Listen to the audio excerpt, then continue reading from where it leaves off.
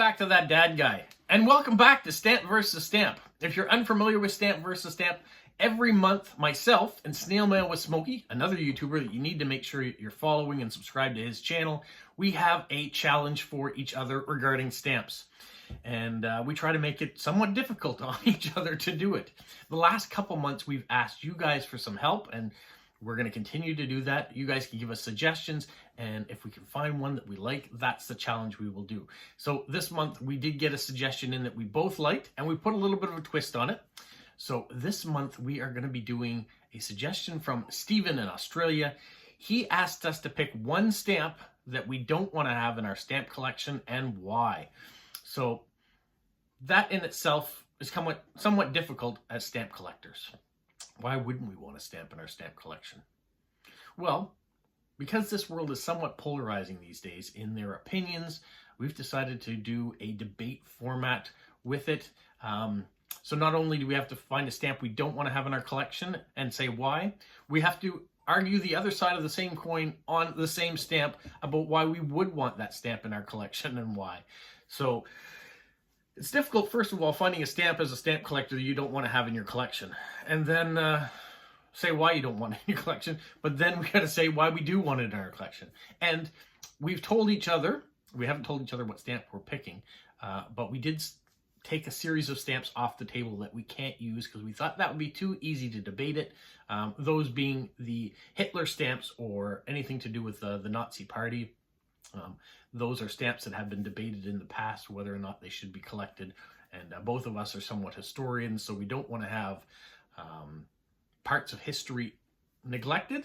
So we've decided, no, we're not going to use that in the debate. So don't expect to see those stamps show up either in my debate or in Snailmail with Smokey's. So once you finish watching this episode, make sure you go over to his channel. The thumbnails are the same. So don't get confused and think, oh, I think I watched that one already. If you watched it on my channel, make sure you watch it on his and vice versa. So we should probably get this started. If you're tuning into my channel for the first time, make sure you like, subscribe, leave a positive comment. Leave comments too about things you want us to do in the future, and share it with other people. The more people that know about our channels, the better it will be, and the more we can do to spread the word about philately and all the other things that we're interested in. Finally, put the notification bell on so you don't miss out on any episodes, and then do the same thing with Snailmail with Smokey's channel too, because we want to make sure that you show him some love as you do with me. All right, you know the rules? Let's get into the debate. After careful consideration on a variety of topics, a variety of images, historical themes, this is the stamp that I've decided to not have in my collection. It's the 1856 British Guiana magenta 1-cent stamp.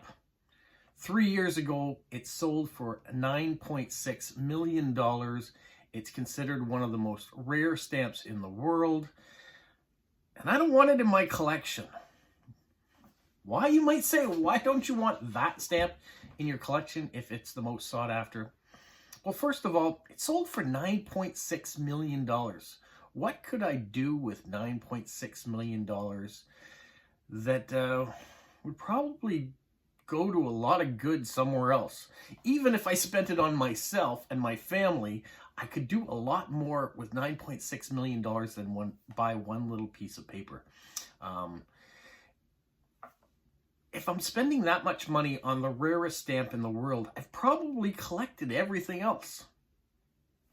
I stopped having a stamp collection at that point in time. If I complete something, what else is there to collect?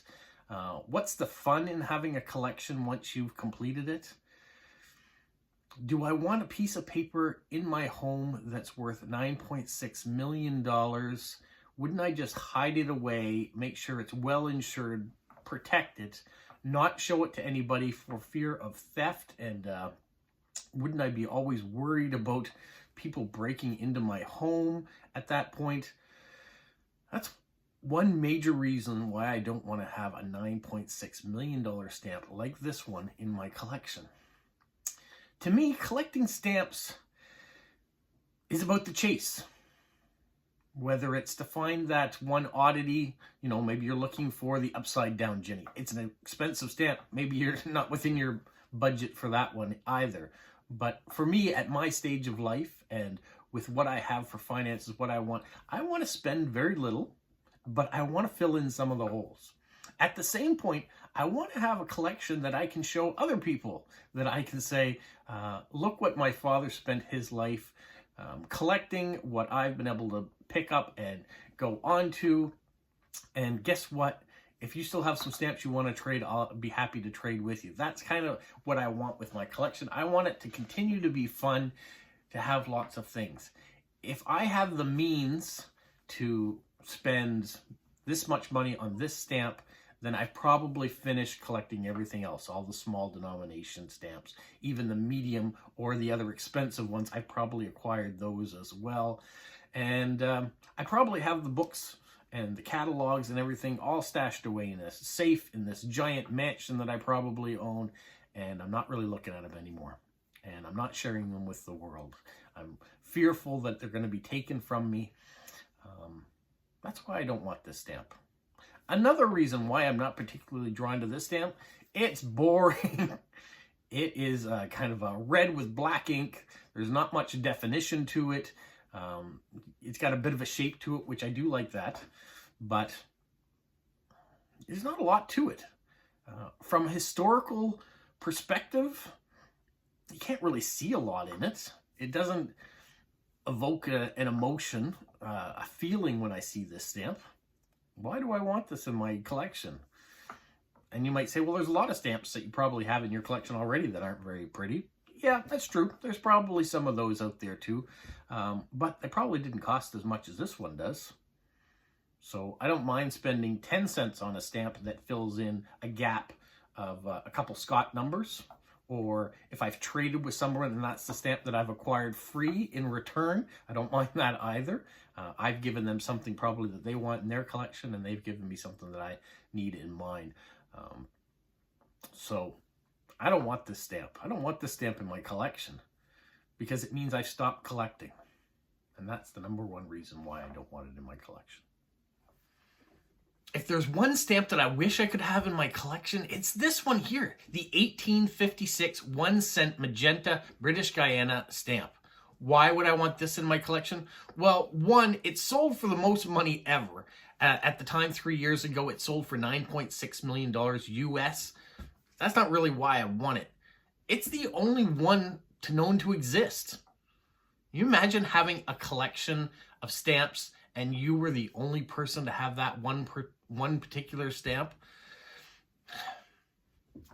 It would mean that probably I had attained everything I needed to attain.